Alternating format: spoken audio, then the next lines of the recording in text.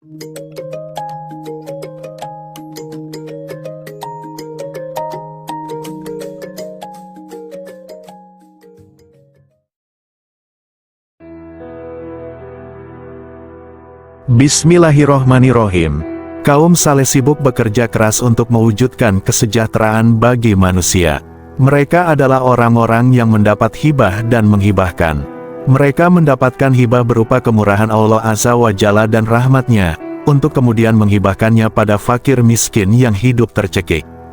Mereka membayarkan hutang para kreditor yang tidak mampu membayarnya. Mereka adalah raja, namun bukan raja dunia. Sebab raja dunia mendapat karunia, tetapi tidak mau berhibah. Kaum Saleh sensitif dengan sesuatu yang ada atau maujud, dan menunggu sesuatu yang hilang atau al-mafqud, serta mengambil bagian duniawi langsung dari tangan Al-Haq Azza wa Jalla, bukan dari makhluk. Usaha fisik maupun hati mereka didedikasikannya untuk kepentingan manusia, dan mereka berinfak karena Allah Azza wa Jalla, bukan karena tendensi hawa nafsu, juga bukan karena ingin dipuji atau disanjung. Jauhi sikap sombong di hadapan Al-Haq Azza wa Jalla dan manusia, sebab kesombongan merupakan salah satu perangai kaum jababirah atau arogan yang mukanya dijungkir oleh Allah di tengah kobaran api neraka jahim. Jika kau membuat murka Allah Azza wa Jalla, berarti kau telah berlaku sombong padanya. Jika azan dikumandangkan dan kau tidak menjawabnya dengan segera menunaikan salat, maka kau telah berlaku arogan padanya. Jika kau zalimi seorang anak saja maka kau telah berlaku sombong padanya. Bertaubatlah padanya, dan tulus ikhlaslah dalam taubatmu, sebelum dia membinasakanmu dengan makhluknya yang terlemah, sebagaimana dia membinasakan Raja Namrus dengan memasukkan lalat di kupingnya, dan raja-raja lalim lainnya. Manakala mereka sombong, merasa besar di hadapannya, maka dia nistakan mereka setelah memuliakannya. Dia miskinkan mereka setelah mengayakannya, dia deritakan mereka setelah memakmurkannya, dan dia matikan mereka setelah menghidupkannya. Karena itu, jadilah orang-orang yang bertakwa atau mutakin. Syirik bisa terjadi dalam lahir dan batin. Syirik lahir adalah menyembah berhala, sementara syirik batin adalah berpasrah diri atau bergantung pada makhluk, dan memandang mereka berperan dalam mudarat dan manfaat. Ada di antara manusia yang memiliki kekayaan dunia di tangannya, namun ia tidak mencintainya. Memiliki dunia, namun dunia tidak memilikinya. Dicintai dunia, namun ia tidak mencintainya. Diburu dunia, namun dia tak bergeming memburunya. Mengeksploitasi dunia, namun dunia tidak mengeksploitasinya. Dan membagi-bagi dunia, namun dunia tidak membagi-baginya. Hati hamba tersebut saleh untuk Allah Azza wa Jalla dan dunia pun tidak kuasa merusaknya. Ia bebas bertindak terhadapnya, tanpa dunia mampu bertindak atasnya.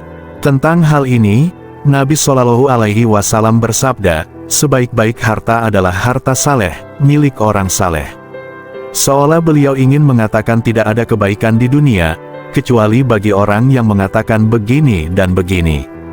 Seraya mengisyaratkan, bahwa ia menyebar-nyebarkan harta tersebut dengan tangannya sendiri kepada jalan kebajikan dan kemaslahatan.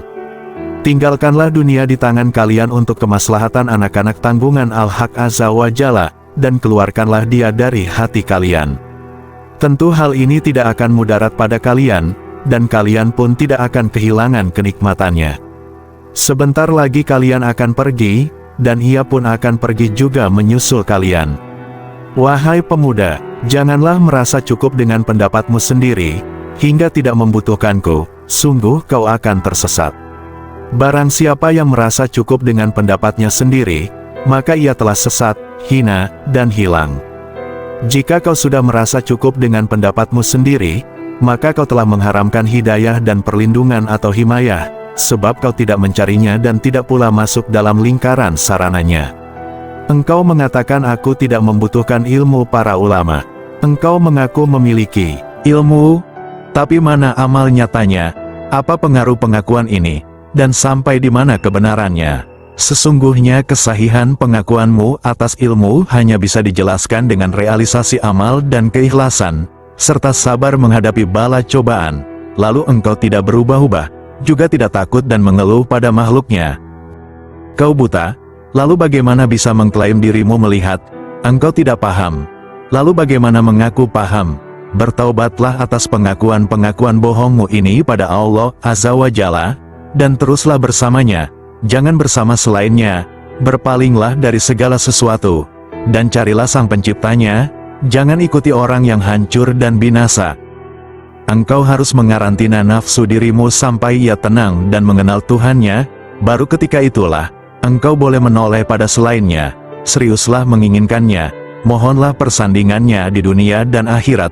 Engkau juga harus bertakwa dan menyendiri dari segala selainnya. Engkau harus membersihkan diri selamanya. Jangan menempatkan nafsumu pada sesuatu, kecuali atas dasar perintah dan larangan, karena dialah yang akan menempatkanmu di dalamnya. Hai kaum lelaki dan perempuan, beruntunglah jika ada di antara kalian yang memiliki sebiji sawi keikhlasan, sebiji sawi ketakwaan, sebiji sawi kesabaran dan kesyukuran. Kuamati kalian tak memiliki apapun dari itu semua. Alhamdulillahirobbil alamin.